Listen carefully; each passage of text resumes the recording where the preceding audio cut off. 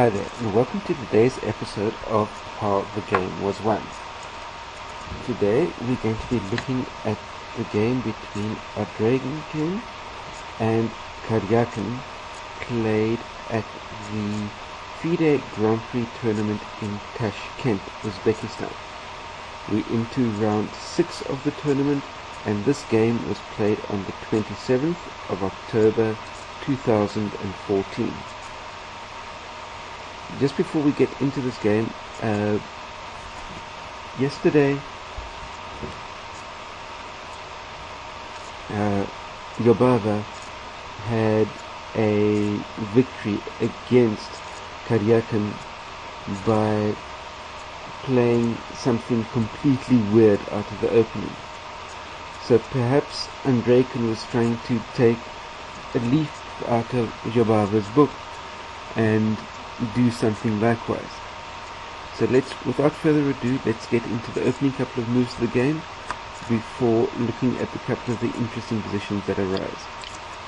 We've got a d4, knight f6, knight f3, e6, bishop g5, c5, knight c3. As I said, a really weird type of opening structure setting up here, where you continue with c takes d4, queen takes. You get the queen up into the center of the board way early in the game, which is very unusual at this type of level of game. However, if you had to play something along the lines of, in this position, say for instance a knight d4, let me just double that back quickly. If you've got c takes d4, you play knight takes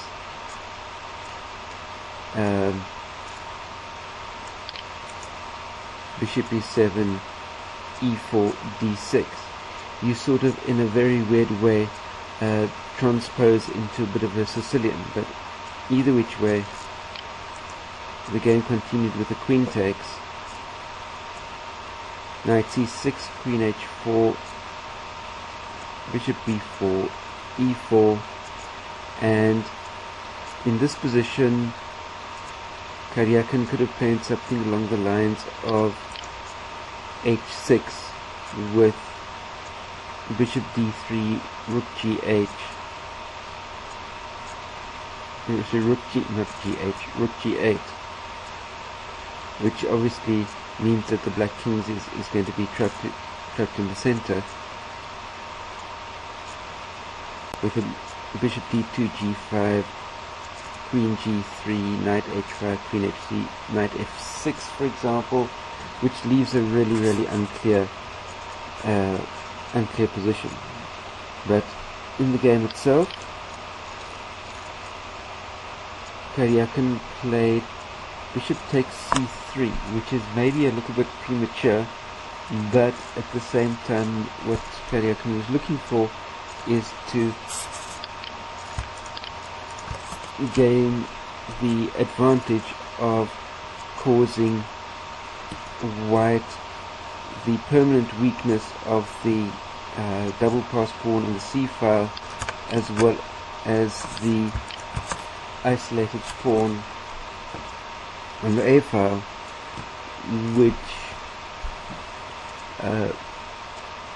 which could be used as a means to weaken or gobble up a pawn or two, to be able to try and reduce things down to a 2 versus 1 pawn structure down the queen side, and then maybe convert that into a pass pawn. But white's main thrust at the moment was on the king side, which is obviously why black needed to play a move like h6 to try and drive the bishop away, which can't really happen as yet. Let me just double that back, because even if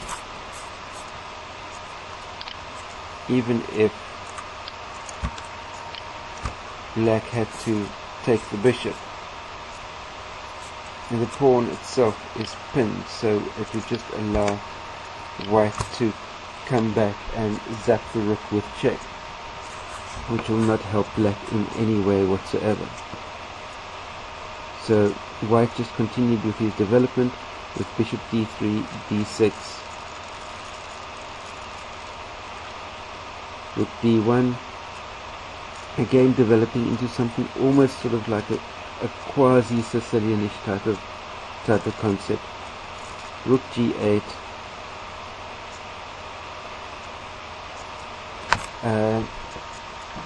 the idea here is that white doesn't really want to take on f6 at the moment, because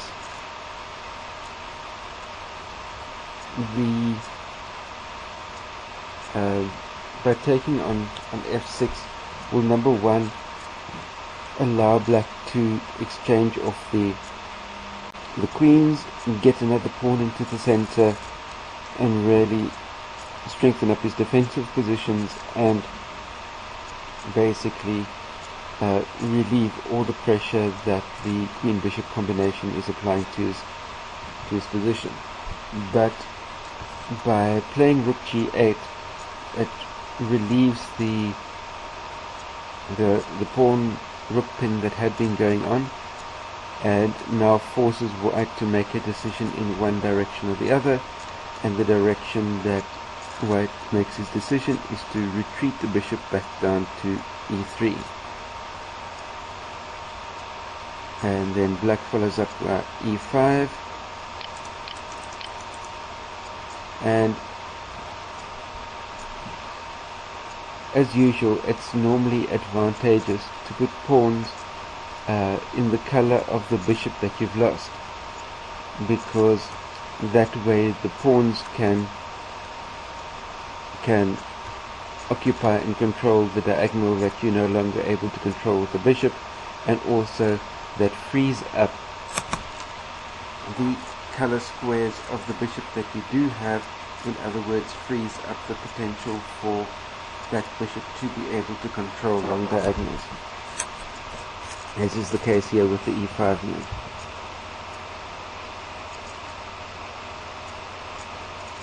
White continues with bishop b5,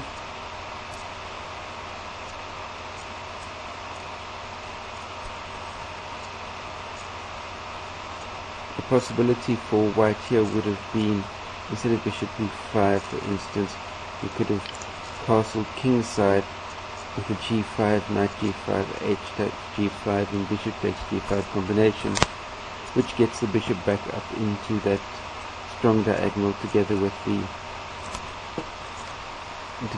queen, bearing down on black's queen position, bearing in mind that then you've got the, as I mentioned, the queen bishop combination bearing down on the queen, not to mention the fact that there's the rook bearing down on the queen direction as well. So these two in combination would create some degree of discomfort for black as the game progresses. But as I mentioned, white played bishop g5, which allows black to come out with queen c7, knight e2, bishop e6, f3, queen a5, c4, king e7. Sometimes this plan of bringing the king forward to e7 and fortifying the dark squares is possible, but in this specific case it seems as if Karjakin's position does not seem to quite hold together properly, and instead of playing king e7, he could have, for instance, castled long, and although it doesn't really look that safe, it might have been superior than forcing his king out into the middle of the board with king e7, which just leaves it as a sitting duck type target, especially if white can get the bishop back down onto that g5 square again. So now white castles g5, queen f2 with gd8, white pushes with h4, knight h7, h takes g, h takes g, g4 for white. Here, for instance, instead of playing g4, another possibility for white could have been something along the lines of knight b3 with a queen c7, queen g3, f6 and c5, which will still be difficult for black to deal with from a defending point of view. But in the game itself, as I mentioned, white played g4, which allows black to come back with f6 to strengthen up that g5 position, and white starts lifting his king up into a slightly more active position by playing to g2. The knight retreats back to f8 and getting back to the king g2, bearing in mind that there is this wonderful open file over here, and if white's able to double up his rooks running down the file and maybe bring the queen out as well, right, not to there, across to there, with the rooks doubled up on the file as well, that could create a huge amount of discomfort. Anyway, as I mentioned, black retreated the knight back turn to f8. White comes in with rook h1, planting the rook down the h file, ready to do a rook lift and bring the other one behind it. Bishop f7, knight f1, bishop g6, bishop d2, queen b6. And you'll notice here that the queen is planted all the way across on the far queen side of the board, where all of white's threats and activity is happening down on the king side of the board, with the diagonal from c1 to h6, the h1 to h8 file that's ready to be accepting both rooks as well as the queen. So it's all looking more and more uncomfortable as each move passes. We get white lifts to knight f3 with a beautiful outpost for the knight sitting there just waiting to be occupied. King f7, queen e1, ready to double the queen down the h file as well, together with the rooks. Knight e6, and as I mentioned, that beautiful outpost, knight f5. And since black can't really afford to take the knight, because that will just simply open up the floodgates running down the h file, it is really clear that his position isn't really good. And in a desperate attempt to try and find something to do, the Karjakin was looking at trying to find a way of getting his queen down back across to do some sort of defending. They played the dubious move of queen c7. But all queen c7 did was opened up the opportunity for white to play a neat little combination which gets both the d rook and the dark square bishop neatly into the attack as well, by playing c5, or should I say the light square bishop into a position to be able to apply pressure onto the queen by playing c5, d takes, bring the bishop back to c4, and all of a sudden you've got pressure down onto the king as well. Now you've got the combined pressure of the bishop coming down the light squares, you've got the knight controlling the two squares adjacent to the king, you've got the rooks threatening to lift along the h-file, followed by bringing the king across. It's just way too many threats to be able to, for black to be able to deal with when he's got a knight far away from the action, a queen far away from the action, and effectively a rook over here far away from the action. So the game continued with black playing b5, trying to apply some sort of pressure to the light square bishop. But all that means is that the bishop's able to lift to d5. Obviously, the bishop will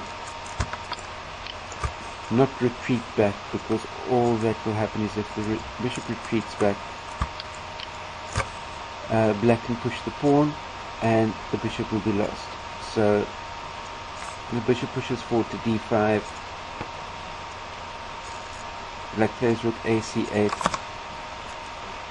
Again, the threat is running down the h-file, and there's really nothing that black can do with the position of his pieces and the king that's trapped in the center of the board to really do much about it. Rook lifts up to h6. It's been threatened for a good number of moves now already. White tries to get the knight across with knight c to d4, but all that now happens is the bishop lifts up to h5, threatening the queen.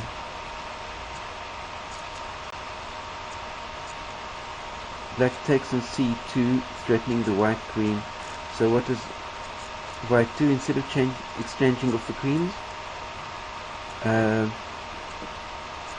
Because bearing in mind that the threat of white along towards the queen is actually a direct threat to win the exchange on d8. So instead of exchanging off the queens, all white needs to do is drop the queen down to h1, and all of a sudden there is pandemonium all over the place. And in this situation, the position for black is incredibly desperate, and at the risk of trying to find anything really better or stronger to play, black took on a5, and taking on a5 opens up the possibility to play a really neat little mating 4 combination. So do yourself a favor and pause the video here to see if you can come up with this mating 4. The first move of the mating 4 is what Andreikin managed to found obviously over the board, and after Andreikin played his next move, which is the first of the mating 4 combination, Karjakin resigned immediately. So take your time, pause the video here, see if you can find Andreikin's winning move, and by that matter find the entire mating 4 combination.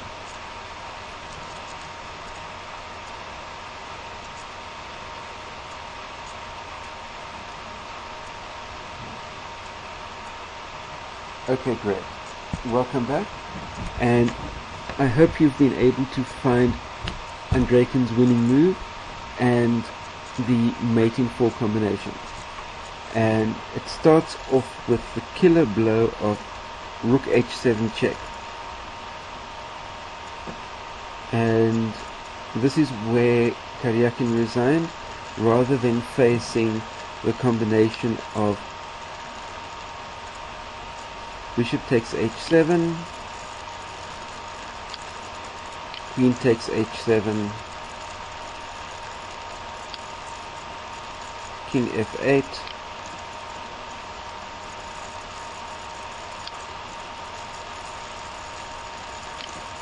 queen e7 check,